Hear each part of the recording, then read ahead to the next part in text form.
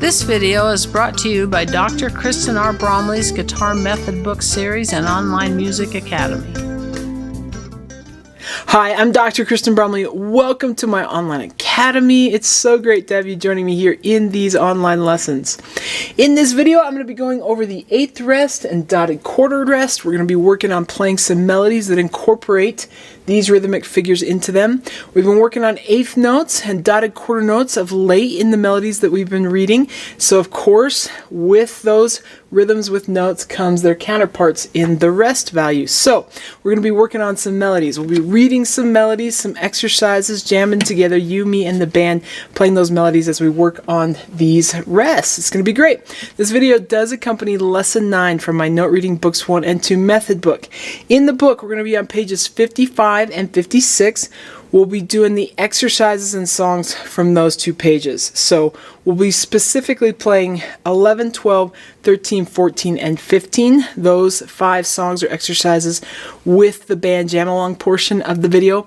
But we're going to work together on numbers 9 and 10 as well. That'll help us get used to counting with the rest values. So it's going to be great. Let's go ahead and take a look at the rest. So this is our 8th rest. Looks kind of like a Y. A lot of times in the handwriting style, it's more of a Y. But when it's printed in music, as you'll see there on page 55, it's kind of got a little dot there on the one side. So that's the 8th rest. The dotted quarter rest, of course, looks just like a quarter rest, kind of that squiggly line with a dot next to it. So our 8th rest is worth the same thing as an 8th note, half the value of a quarter note, so half a beat in most of the music that we're playing right now. And then the dotted quarter note, of course, with that dot next to it is equal to 1.5 beats, so it's equal to the quarter rest and an 8th rest tied together, so 1.5 beats. So that's how that works. Now let's go ahead and take a look at number 9 and 10. When you're working on counting a rhythm to sort of figure it out, if you need to say something where the rest happens, you could just say rest, for example. Of course, we're not playing in those spots, but you can say that word and that may help you there. So with number 9 and 10, we've got the counting options kind of written out just to get used to these rhythms. A lot of times, at least with what we're working on right now, that 8th rest is going to be followed by an 8th note, or it might be preceded by an 8th note. But it's not unusual to have it followed by an 8th note, as we see in the first measure there with number 9. So you'd have 1, 2, rest, and 4, for example. I'm going to go ahead and play these and count through it. You can count right along with me, clap if you want to. I'm just going to play it on the B note. It's just written on the B lines for rhythmic reference there, but I'm going to go ahead and just play these on a B note as I count through them. So with number 9, we'd have 1, 2, reti, and we'd have 1, 2, rest, and 4. 1, 2, 3, and rest, and 1, rest, and 3. Rest and 1, rest and rest and rest and. So it's just like that. Now in this case, you would have noticed that I muted the string, which is part of the reason I like playing the notes so you can hear that. I did mute the string where the rests happen. So in a melody, sometimes with the melodies that we're reading, it's okay to just let things ring over top the rests. Sometimes the sound of those rests are really important to the melody. So when we need to mute it, then we just mute it. In that case, I was using an open string. I just used my right hand to go ahead and stop the string from ringing. You could also use your left hand. When we're pushing the string down, all we have to play a note, all we have to do is lift the tension off. I don't let go of the string, but I just release the pressure and that'll stop it from ringing. So that's a way to handle that. Okay, so number 10, here's another one for you. So you have 1, 2, reti, go. 1, 2, rest and rest and rest and 2, 3, 4. 1 and rest and 3, rest, 4 and 1, 2, rest and 4. So just working on those rhythms, kind of getting used to them. You can even work just one measure at a time. I'll help you get used to that feel of having that 8th rest.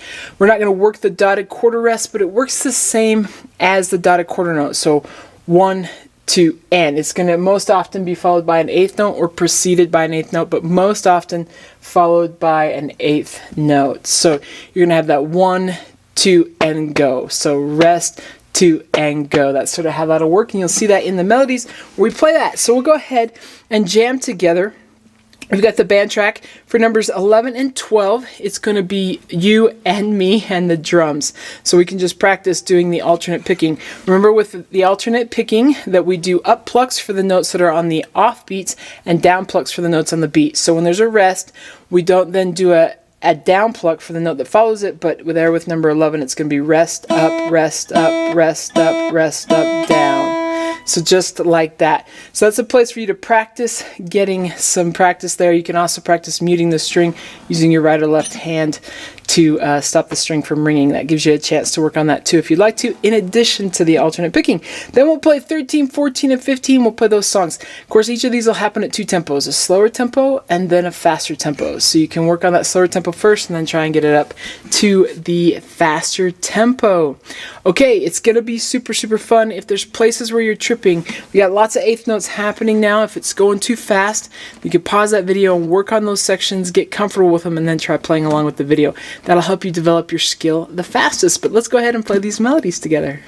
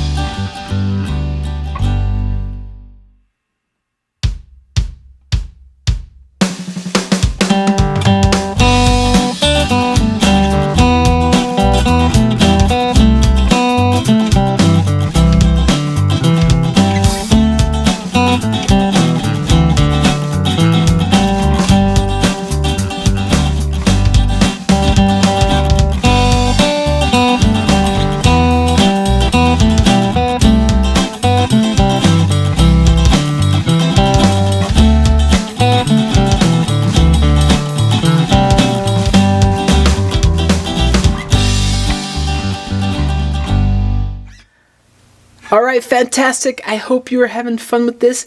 As we continue in the next video, which will also go with Lesson 9, we're going to play the remainder of the songs that happen there in Lesson 9 in the book, but we're going to be working on some syncopated rhythms. So I'll explain syncopation. We'll work on that, which comes when we start having eighth notes. So it's going to be fun. Take care, and I'll see you next time. Thanks for watching this video. If you found it helpful, please hit the like button and subscribe to the channel. And be sure to check out more great content. You can find more information about me and my products at KristenBromley.com. Take care.